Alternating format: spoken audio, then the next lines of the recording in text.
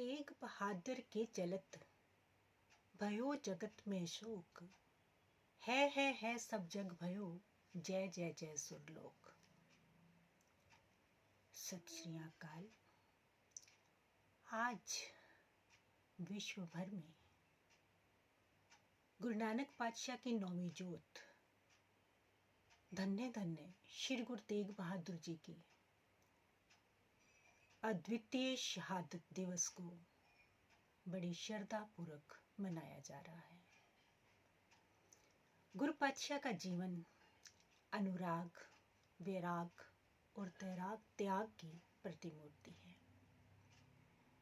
गुरु जी ने जो समूची मानवता के धर्म की रक्षा के लिए जो महान अद्वितीय बलिदान दिया, उसका विश्व में कोई सानी नहीं है। 9 वर्ष की बाल अवस्था थी बालक गोविंद राय की, जब गुरु तेग बहादुर जी के समक्ष अनंतपुर साहिब में कश्मीरी पंडित कृपाराम की अगुवाई में अपनी करुण व्यथा लेकर, अपना दुखड़ा लेकर गुरु तेग बहादुर जी के पास आए। आकर बताया कि किस तरह से औरंगजेब उन पर जुल्म ढा रहा है, जबरदस्ती उनको धर्म परिवर्तित करने के लिए कहा जा रहा है, और जो धर्म परिवर्तित नहीं करते उनको मौत के घाट उतार दिया जाता है।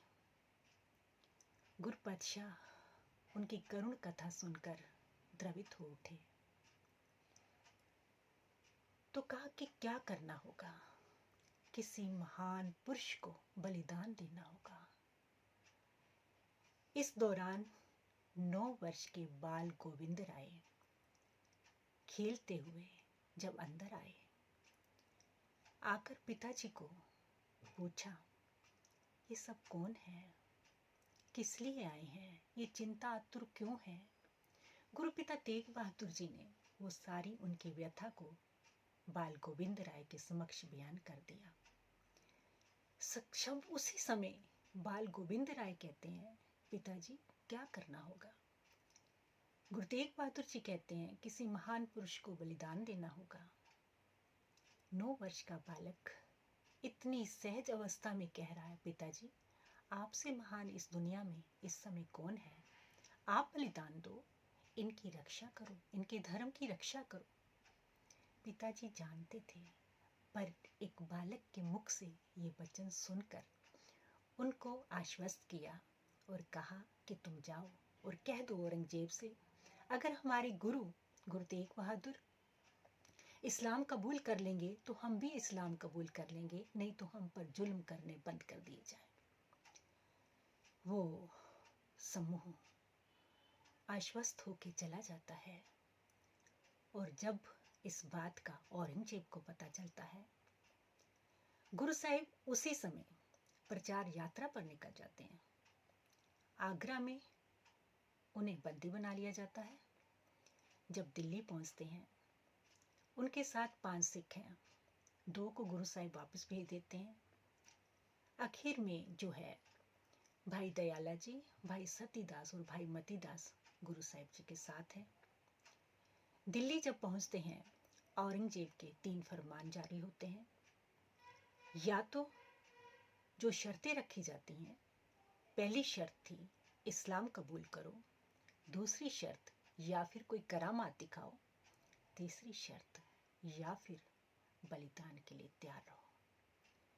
गुरु साहिब का बहुत ही सहज उत्तर, हम इस्लाम कबूल नहीं करेंगे। करामात कहर का नाम है, करामात दिखाने वाला तो वो सर्वशक्तिमान परिपूर्ण परमात्मा है। और रही बात शहादत की, बलिदान की, उसके लिए तो हम आए हैं। अब इस प्रकार निर्भीकता पूर्वक उत्तर सुनकर औरंगजेब आग बबूला हो जाता है। गुरु पातशाह का तो पावन फरमान ही यही था, भय काहू को देत नहीं, ना भय माना ताल। असल में ज्ञानी वही है असल में सूझवान वही है, ना किसी को भय देता है ना किसी का भय मानता है। तो जब ये जवाब सुना तो मन में एक ऐसी मंशा बनाई कि इनके प्यारे सिखों को इनके सामने इस तरह से शहीद कर देते हैं, स्वयं गुरु साहिब और इनके सिख इस्लाम कबूल कर लेंगे। सबसे पहले भाई मतीदास को आरे से चीर कर 2 फाड़ करने का हुक्म हो गया। सिर पर आरा रखा गया भाई मतीदास के और अंतिम ख्वाहिश पूछी गई। बस इतनी सी ख्वाहिश थी भाई मतीदास की कि मेरा मुख मेरे गुरु की तरफ कर दो। शीश पर आरा रखा गया, खून की फुहारें, रक्त रंजित धरती। जपजी साहिब का पाठ प्रारंभ कर दिया भाई मतीदास जी ने। पाठ संपूर्ण हुआ, शरीर के 2 फाड़ हो गए। अलग अलग दोनों हिस्सों में से आवाज आ रही थी, जिन्नी नाम ध्याया गए मशक्कत घाल, नानक ते मुख उजले केती छुट्टी नाल। अर्थात जिन्होंने उस परमात्मा का नाम जपा है वो अपने जीवन की कमाइयां सफल कर गए हैं। और कितनों का उनके साथ पार उतारा हो जाना है। फिर भाई दयाला जी को खोलती हुई देग में बिठाकर उनका शरीर छलनी छलनी कर दिया गया। उफ तक नहीं गई, वो भी उसी तरह से गुरु साहिब की तरफ मुख करके उस परमात्मा की बंदगी करते हुए, वाहिगुरु का नाम जपते हुए, सिमरन करते हुए शहीद हो गए। भाई सतीदास को रुई में लपेट दिया गया, आग लगा दी गई, सारा शरीर चिथड़े चिथड़े कर कर उड़ गया। पर उसी वाहिगुरु के सिमरन में उसी तरह एक निष्ठ श्रद्धा से, भावना से वो भी शहीद हो गए। अब गुरु साहिब जिनके सिख इस तरह अडोल रहे, उस गुरु को कौन डुला सकता था। अगले दिन फिर वही शर्त रखी गई, या इस्लाम कबूल कर लो या फिर आप करामात दिखाओ, नहीं तो फिर आपकी शहादत। तो गुरु साहिब का फिर वही प्यार से वही जवाब था, जिस धर्म में, जिस रूप में परमात्मा ने हमें भेजा है हम उसी में रहेंगे।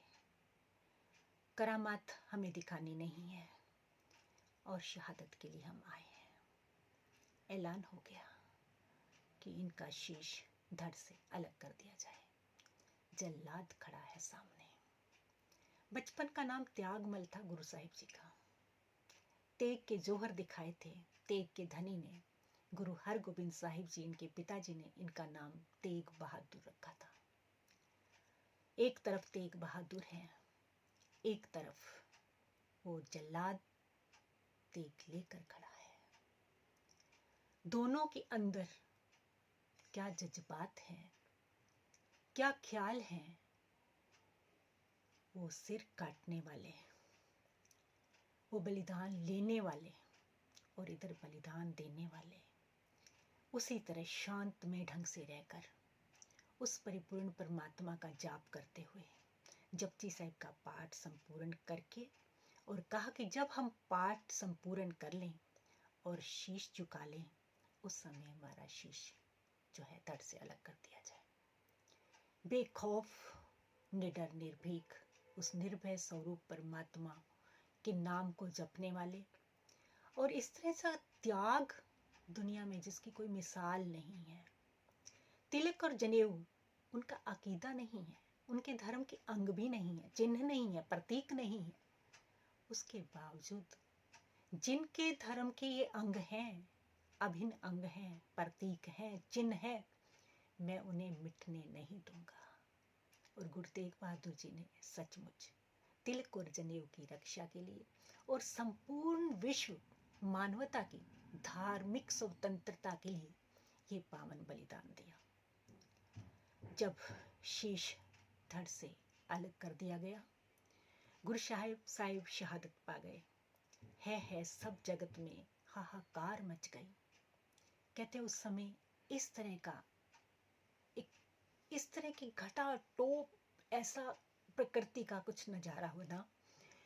कहते हैं कि अंबर भी रो उठा, धरती भी दहल उठी। एक शायर ने चंद लाइनें उस सारे नज़ारे को मद्देनजर रखते हुए, उस बलिदान को, उस रक्त रंजित उस भूमि को, उस इतिहास को, कि किस तरह भाई जैता जी, जबकि ये ऐलान कर दिया गया था कोई हिमाकत करेगा अगर शीश को या धड़ को उठाने की, उसका पूरा परिवार कोल्लू में पेट दिया जाएगा। लेकिन फिर भी गुरु के एक प्यारे सिख भाई जैता जी ने शीश को उठा के अपने सीने से लगा के नतमस्तक होके आनंदपुर साहिब उस रास्ते पे चलकर तीव्रता से, और गुरु गोविंद सिंह जी को वो शीश जाकर थमाया था। गुरु साहब ने उसे रंग रेटा गुरु का बेटा कह के उसे ये सत्कार दिया था, ये प्यार दिया था। रंग रेटे गुरु के बेटे, जस गए घट, आपने जो यश, जो गौरव प्राप्त किया है वो काबिल तारीफ है, उसको शब्दों में बयान नहीं किया जा सकता।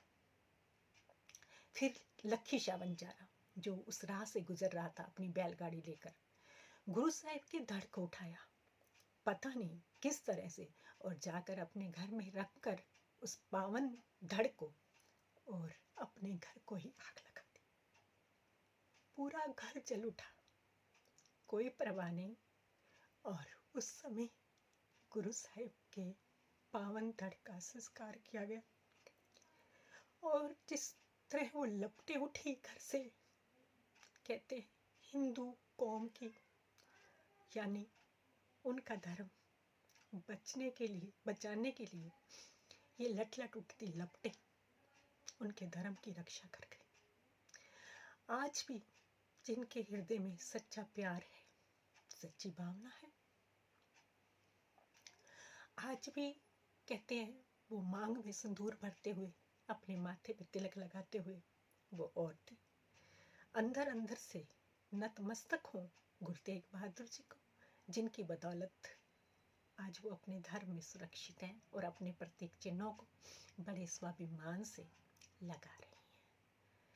तिलक और जनेऊ धारण करने वाले उन भाइयों को हमेशा याद रखना चाहिए कि अगर न होते गुरु तेग बहादुर तो आज ये हमारा तिलक, ये हमारा जनेऊ, अपने अपने धर्म के अनुसार चलने की स्वतंत्रता हम खो चुके होते। न मंदिरों में घंटियां घट बजती, न घड़ियाल खड़कते। पता नहीं क्या नज़ारा होता, पता नहीं किस हाल में हम होते। तो उस शायर ने बड़ा कमाल का लिखा है, पंजाबी में कविता है, पर आज के दिन आपसे साझा करूंगी जरूर। दिल्ली दी चांदनी चौक अंदर, दिल्ली दी चांदनी चौक अंदर, हो गया सी घोर अनेरा, जद गुरु तेग बहादुर दे शीश नू जालम दी तेग गई सी कट। दिल्ली दी चांदनी चौक अंदर, दिल्ली दी चांदनी चौक अंदर, हो गया सी घोर अनेरा, जद गुरु तेग बहादुर दी शीश नू जालम दी तेग गई सी कट। दिल्ली दी चांदनी चौक अंदर, दिल्ली दा दिल भी तड़क पिया, अंबर भी अग नल कड़क पिया। दिल्ली दा दिल भी तड़क पिया, अंबर भी अग नल कड़क पिया।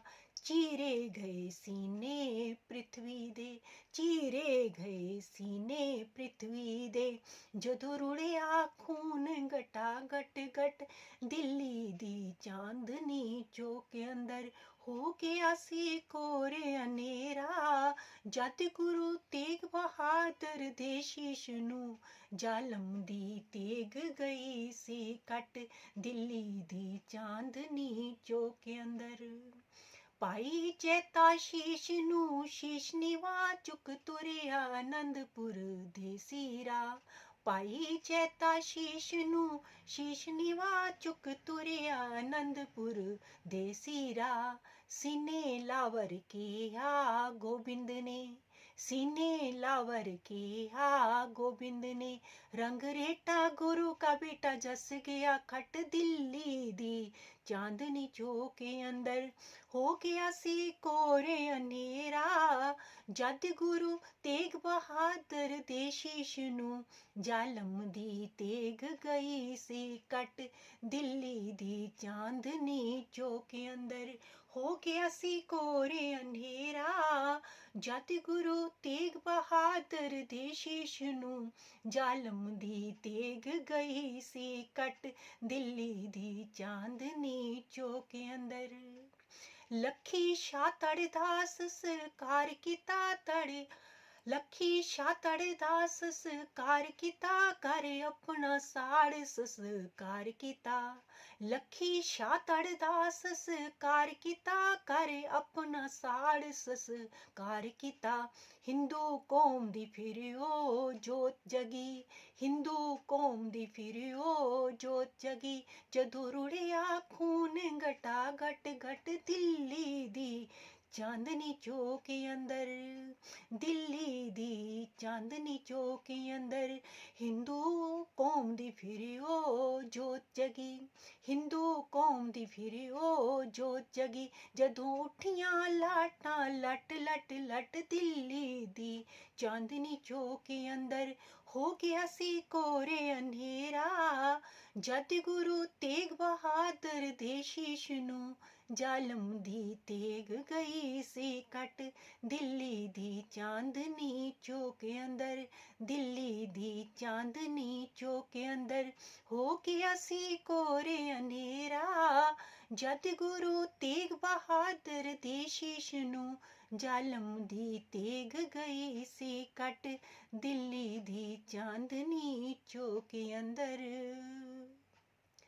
दिल्ली की चांदनी चौक जहाँ पावन शीश गिरा वहाँ शीशगंज गुरुद्वारा साहिब सुशोभित है लाखों जनों का वहाँ श्रद्धालुओं का नतमस्तक होना और वो जोत जो जल रही है जो सदैव जलती रहेगी जिसको बुझाने की एक मंशा पर पानी फिरा उस दिन उन बुरे मंसूबों पर पानी फिरा उस दिन और रकाबगंज साहिब वहाँ सुशोभित है जहाँ लखी शाह ने भाई लखी शाह ने अपने घर को आग लगा दी थी और पावन धड़ का वहाँ संस्कार किया था उनके नाम से वहाँ पर बहुत सुंदर हाल बना हुआ है जो उनकी स्मृति में बनाया गया है तो जब तक ये दुनिया रहेगी गुरु साहिब की ये बलिदान को सारे ही नतमस्तक होते रहेंगे जिनकी बदौलत आज हम सब अपने अपने धर्म में अपने अपने ढंग से पूजा अर्चना करने की स्वतंत्रता हमें हासिल हुई है नसीब हुई है गुरु साहिब के जो परिवार को देखते हैं गुरु गोविंद सिंह जी के जीवन को देखते हैं वो एक ऐसी शख्सियत है जिनका दुनिया में कोई सानी नहीं वो शहीद पिता के बेटे हैं और शहीद बेटों के पिता हैं सरवंश के दानी हैं ऐसे महापुरुषों के बलिदानों की बदौलत क्योंकि शहीद की जो मौत है वो कौम की हयात है हयात तो हयात मौत भी हयात है उनकी ज़िंदगी तो ज़िंदगी देने वाली होती ही है उनकी मौत उनकी शहादत भी जिंदगियां दी जाती है तो ऐसे गुरु साहिब के इस पावन बलिदान दिवस को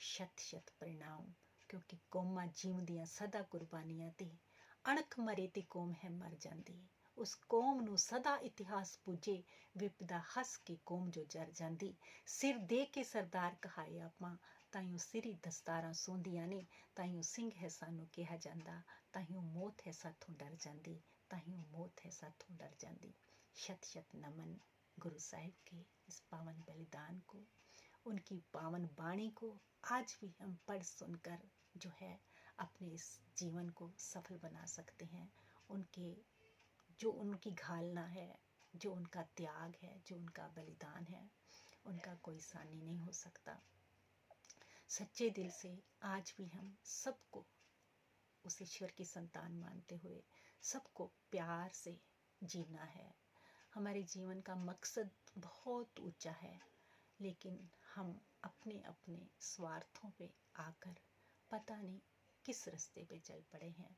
ईश्वर कृपा करे, सतगुरु रहमत करे, हमारा जीवन जो है, ये मानव जीवन जो है, वो सफल हो सके। गलतियों के लिए किसी तरह की भी कुछ कहा गया हो, उसके लिए मैं क्षमा प्रार्थी हूँ। एक बार फिर गुरु साहिब के चरणों में नतमस्तक होते हुए वाहिगुरु जी का खालसा, वाहिगुरु जी की फतेह।